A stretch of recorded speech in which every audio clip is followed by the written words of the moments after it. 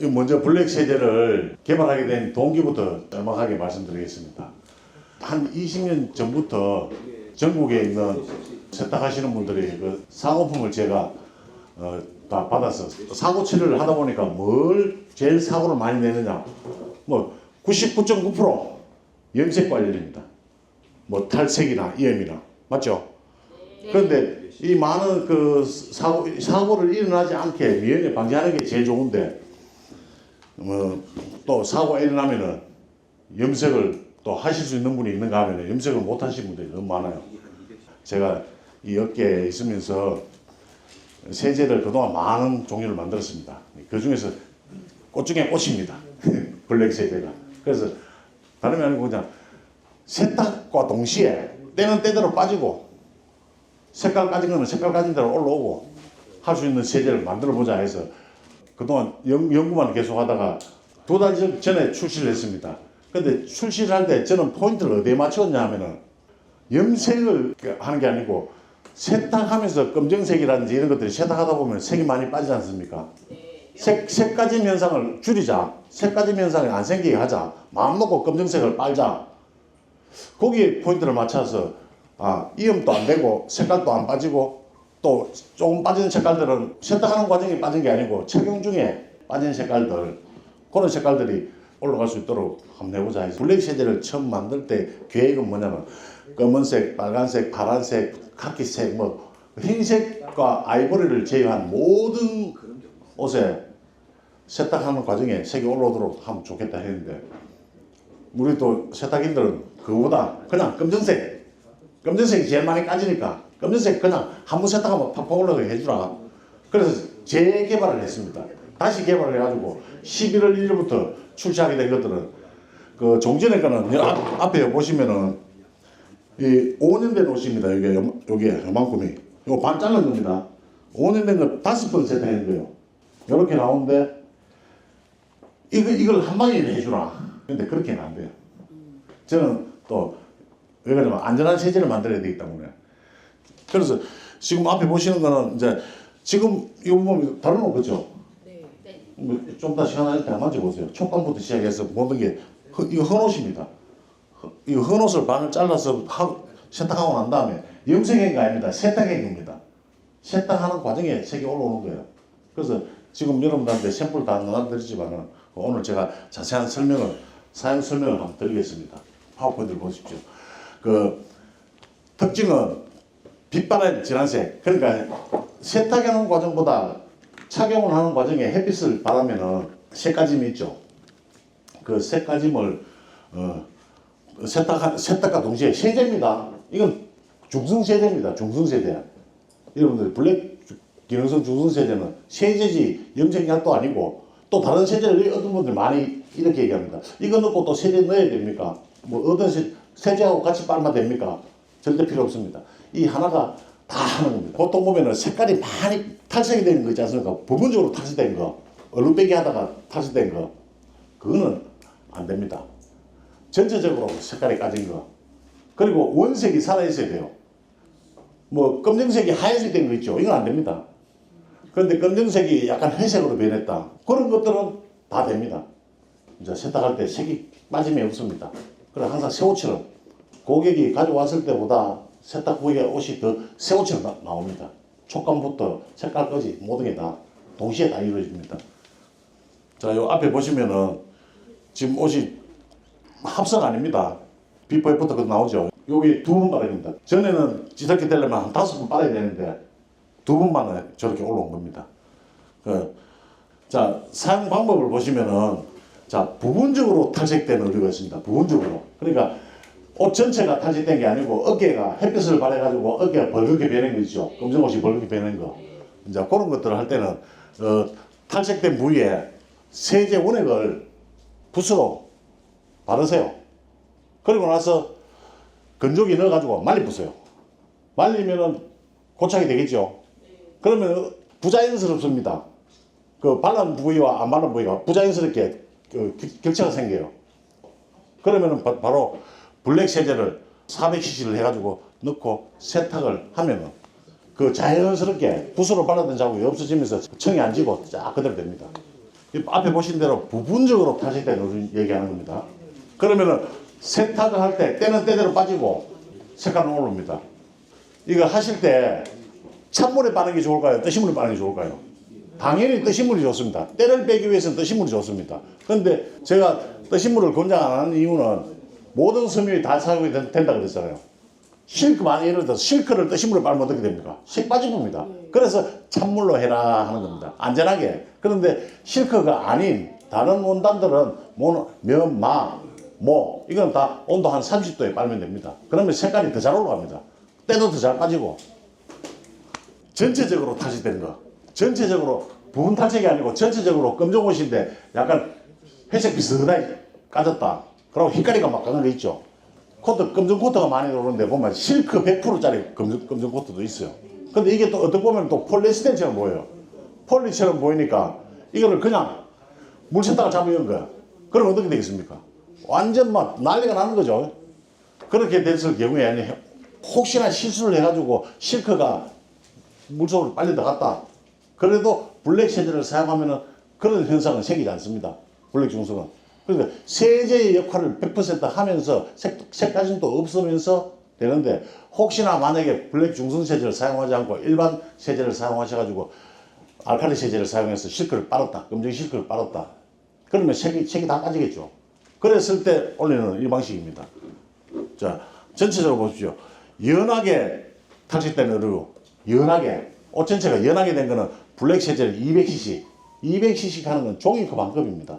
종이컵 한 컵 분량을 넣고 물온도 한 30도 해가지고 한 20분에서 30분 정도 세탁하시면은 운동을 하는 거하고 바스켓을 돌려주는 거하고 침전하고 여러분들 어떤 것이 생각할 때 더 잘 들어간다고 생각합니까? 침전. 아니요. 아니에요? 아니에요. 돌리는 게 운동을 해주면은 우리가 염색을 하든지 세탁을 하든지 할 때 가만히 두는 것보다는 물온도 한 30도에서 돌려주면은 깊숙이 더 잘 들어갑니다. 저는 막 이렇게 뒤집어줬는데. 주물러 주든지 운동을 좀 해줘야 돼요. 그래서 뭐 만약 울 제품이면 울 코스로 해가지고 살짝 돌려주는 게 좋습니다. 수축 안 됩니다. 네. 울 100% 수축 안 됩니다. 근데 막 돌리는 게 예를 들어서 일반적으로 막 와이셔츠 빠지지 막 팡팡 돌리면 안 된다 이 말이에요. 울 코스로 돌리셔야 돼요. 살짝 돌리시면 절대 수축 안 됩니다. 그리고 정장 바지, 순모 바지 울 100% 안에 시접 있죠. 일반 물세탁하고 나면 오그라들죠. 네. 그거 나중에 뒤집어가 까집어가 다 갈라야 돼요. 네. 오므러들지 않습니다. 자, 그리고 많이 탈색된 거는 600cc.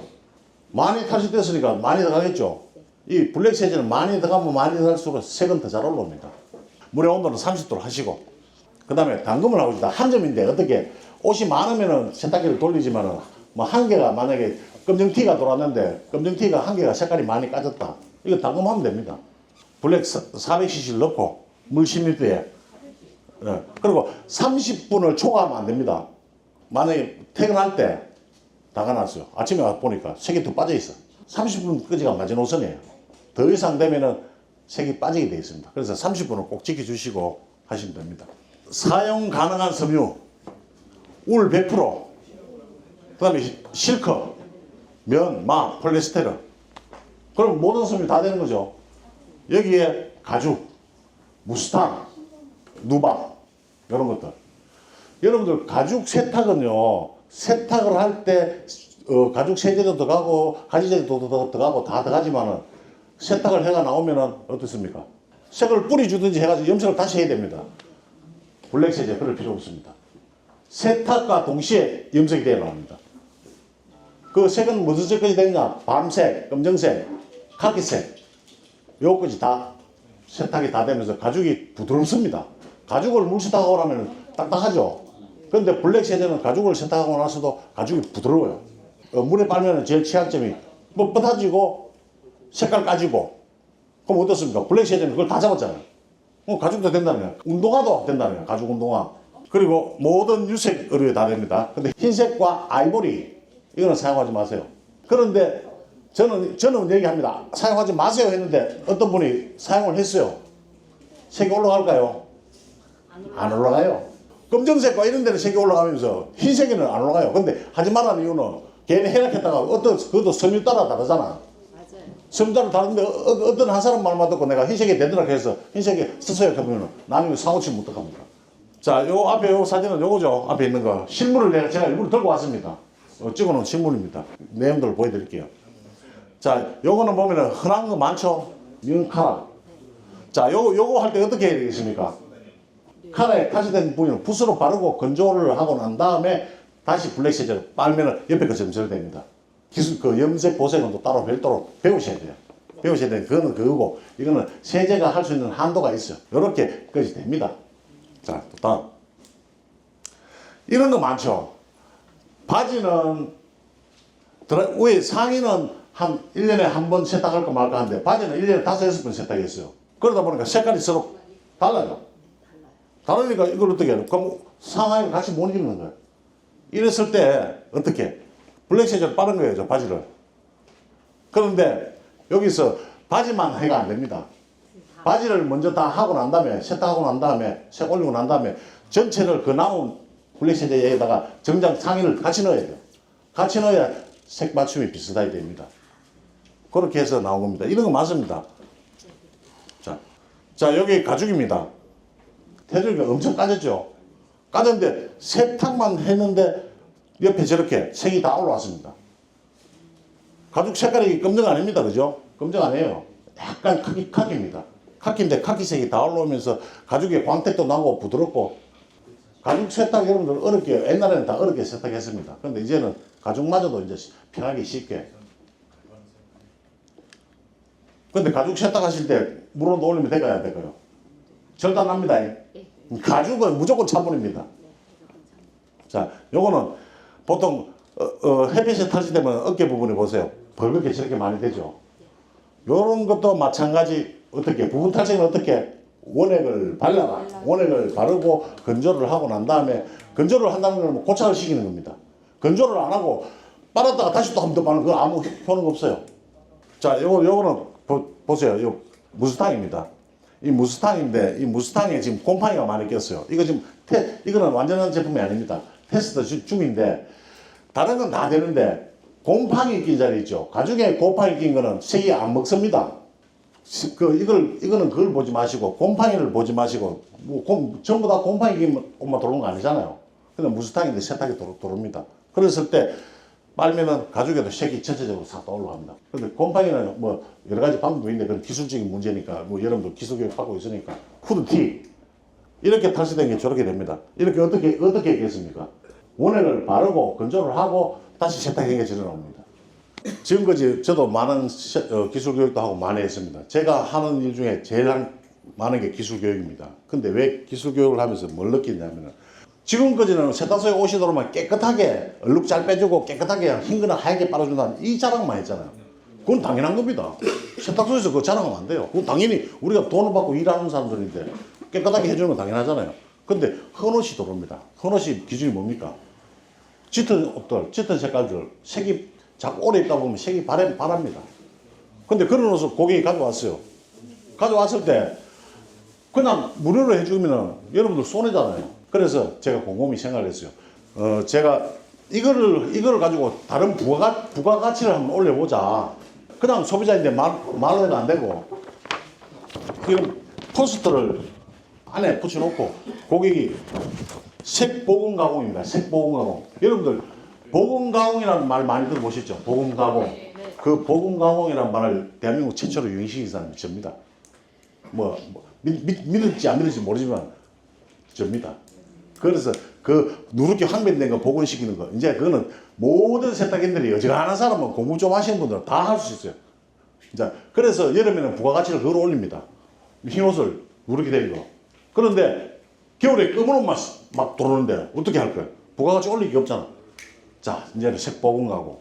색보공 가공이라는 걸 홍보해가지고 붙여놓고 손님 왔을 때 메이커 따라 검정티 여러분 생각할 때 사게 느끼시죠? 물론 5천짜리, 만짜리 티도 있지만 명품은 보통 30만 원, 50만 원, 100만 원 이래 갑니다.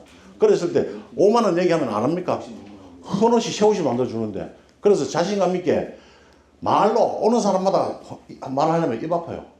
그래서 이런 포스터를 홍보를 하세요. 홍보하면 그러고 오면은 검정 옷 오면은 이렇게 여러분들은 하면 됩니다. 그래서 저는 어떻게 하면 우리 세탁기들 돈 벌 수 있는 방법이 어떨까? 이거를 구상하고 해서 여러분들이 하는 겁니다. 뭐 세제 하나 팔아 돈 벌지 이것만 생각 안 합니다. 여러분들이 돈을 많이 벌어야 나도 돈 많이 벌 거 아닙니까? 네. 오늘 만나뵈서 고맙고 자 다음에 또 뵐 기회가 있으면 좋겠습니다. 블랙 세제 많이 이용해 주십시오. 감사합니다.